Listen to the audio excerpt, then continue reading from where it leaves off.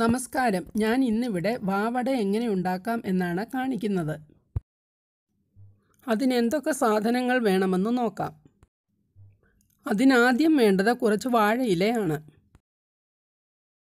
ഞാനിവിടെ 250 ഗ്രാം ശർക്കര ചീകി എടുത്തിട്ടുണ്ട്. 1 കപ്പ് തേങ്ങ തിരുമിയത് എടുത്തിട്ടുണ്ട്. 1.5 കപ്പ് അവലെടുത്തിട്ടുണ്ട്. കനം കുറഞ്ഞ വെള്ള അവലാണ് എടുത്തിരിക്കുന്നത്. 2 ടേബിൾ സ്പൂൺ എള്ളെടുത്തിട്ടുണ്ട്. വാവിന് ഉപയോഗിക്കുന്ന അടയാണ് ഉണ്ടാക്കുന്നതെങ്കിൽ അതിൽ എള്ള് മസ്റ്റാണ്. എള്ളിടാതെ വാവട പൂർത്തിയാകില്ല. പഴം നുറുക്കിയത് 1/2 കപ്പ് എടുത്തിട്ടുണ്ട്. ഞാനിവിടെ കദളിപ്പഴമാണ് എടുത്തിരിക്കുന്നത്. ഏലക്ക പൊടിച്ചത് 1 ടീസ്പൂൺ എടുത്തിട്ടുണ്ട്. വറുത്ത അരിപ്പൊടി 2 കപ്പാണ് എടുത്തിരിക്കുന്നത്. 1 ടേബിൾ സ്പൂൺ നെയ്യ് എടുത്തിട്ടുണ്ട്. ഇനി നമുക്ക് മാവ് തയ്യാറാക്കാം. അരിപ്പൊടിയിലേക്ക് ഉപ്പിട്ട് കൊടുക്കാം.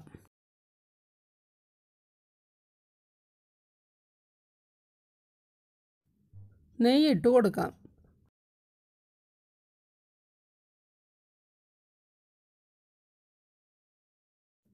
നന്നായി തിളപ്പിച്ച വെള്ളം കുറേശ്ശെയായി ഇട്ടുകൊടുത്ത് മാവ് തയ്യാറാക്കാം.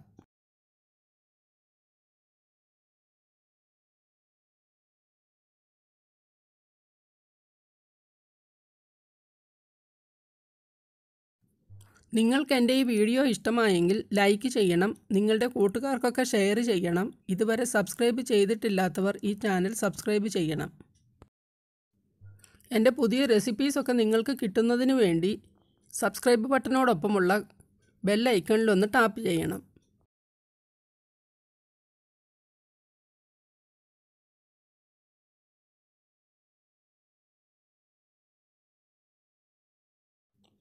ചപ്പാത്തിക്ക് കുഴയ്ക്കുന്നത് പോലെ നന്നായിട്ട് മർദ്ദിച്ച് ഉരുട്ടിയെടുക്കണം. ചപ്പാത്തി മാവിനേക്കാൾ അല്പം അയവ് വേണം. മാവ് തയ്യാറായിട്ടുണ്ട്. ഇനി നമുക്ക് ഫില്ലിങ്ങിനുള്ള കൂട്ട് ശരിയാക്കാം. ഒരു പാൻ സ്റ്റൗവിൽ വെച്ച് ചൂടാക്കാം.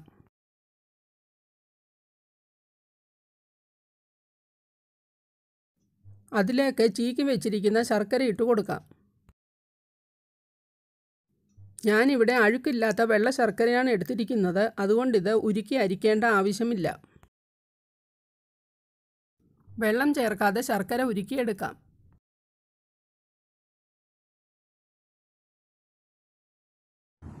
അഴുക്കുള്ള ശർക്കരയാണ് വാങ്ങുന്നതെങ്കിൽ അത് നന്നായിട്ട് ഉരുക്കി അരിക്കണം. ഇവിടെ ശർക്കര ഉരുക്കുന്നതിനായി നമ്മൾ ഒട്ടും തന്നെ വെള്ളം ചേർക്കുന്നില്ല.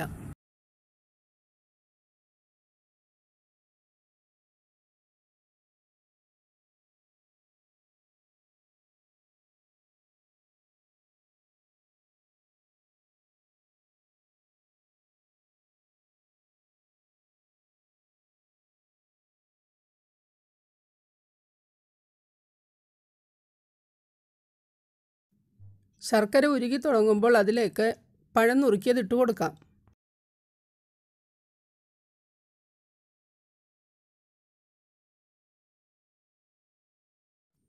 ശർക്കര അടിക്ക് പിടിക്കാതെ ഇളക്കിക്കൊണ്ടേയിരിക്കണം.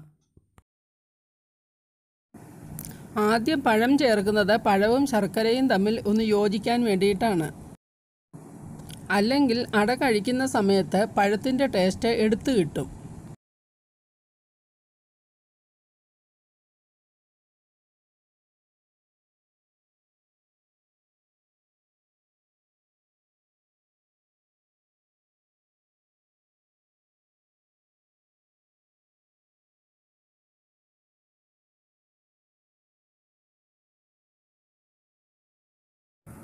ഇങ്ങനെ ഇളക്കി അതിലുള്ള വെള്ളം മുഴുവൻ വറ്റിച്ചെടുക്കണം.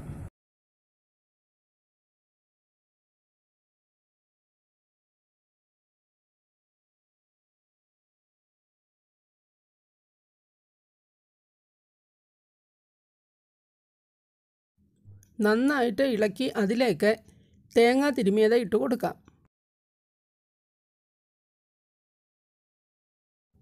തേങ്ങ ചേർത്ത് കഴിയുമ്പോൾ ഇത്തിരി വെള്ളം വരാൻ സാധ്യതയുണ്ട്. ആ വെള്ളം ഒന്ന് വറ്റിച്ചെടുക്കണം.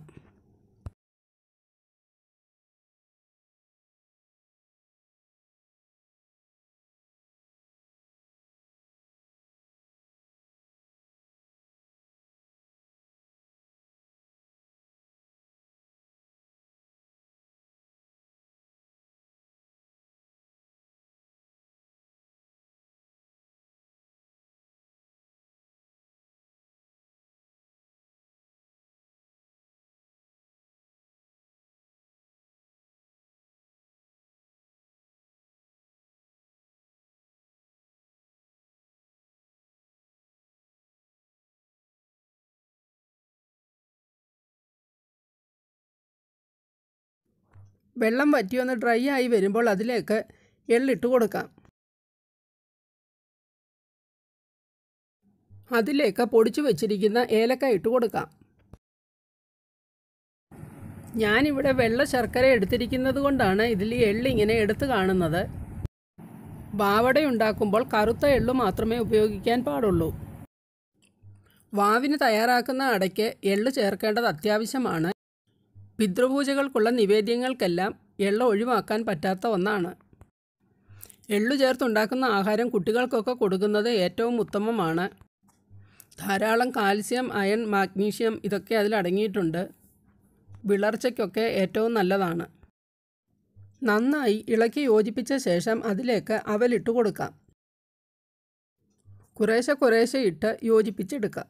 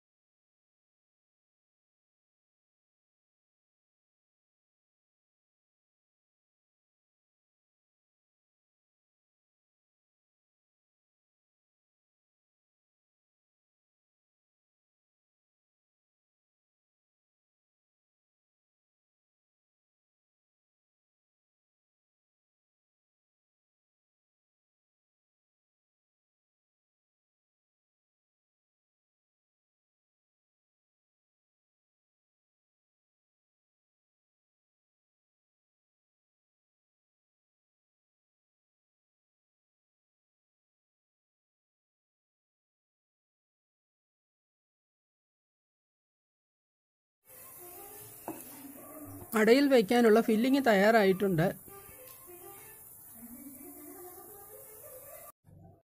ഇനി നമുക്ക് അടയുണ്ടാക്കാൻ തുടങ്ങാം.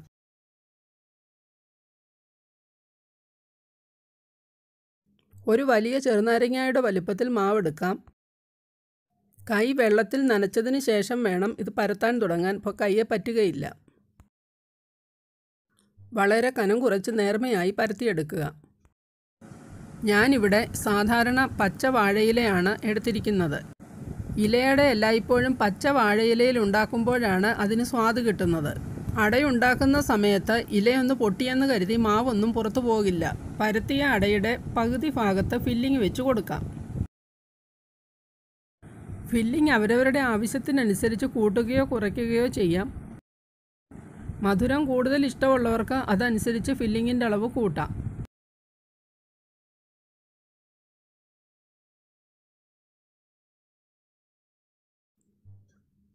ഫില്ലിങ് വെച്ചതിന് ശേഷം ഇതുപോലെ മടക്കിയെടുക്കുക.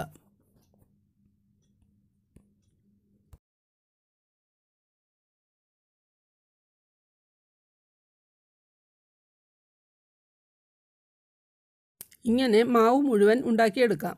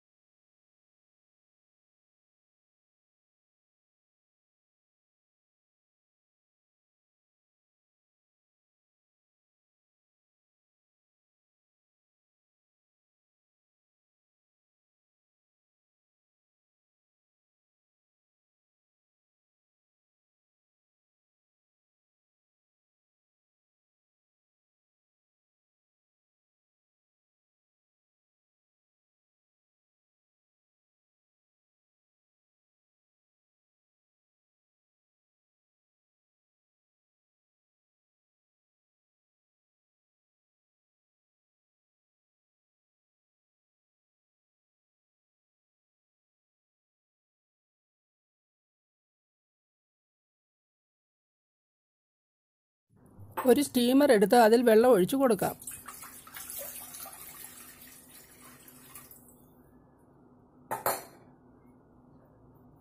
സ്റ്റീം പോട്ട് വെച്ച് കൊടുക്കാം. തയ്യാറാക്കി വെച്ചിരിക്കുന്ന അട നമുക്ക് സ്റ്റീം ചെയ്തെടുക്കാം. അടച്ചു വെച്ച ഏകദേശം ഒരു 15 മിനിറ്റ് വേവിക്കാം. ഈ അടയ്ക്ക് ഓരോ സ്ഥലത്ത് ഓരോ പേരാണ് പറയുന്നത്. സ്ഥലങ്ങളിൽ ഇതിന് വത്സൻ എന്ന് പറയാറുണ്ട്. ചിലയിടത്ത് വാവട, പൂവട, ഇങ്ങനെ പല പേരുകളും ഉണ്ട്.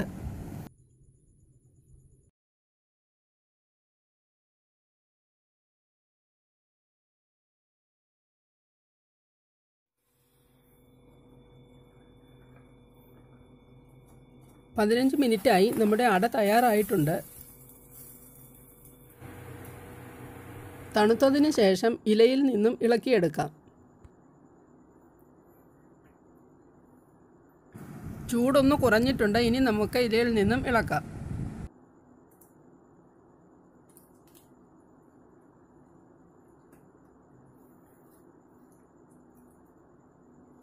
മാവ് നെയ്യ് ചേർത്ത് കുഴച്ചതുകൊണ്ട് ഇലയിൽ ഒട്ടും തന്നെ ഒട്ടിപ്പിടിക്കില്ല.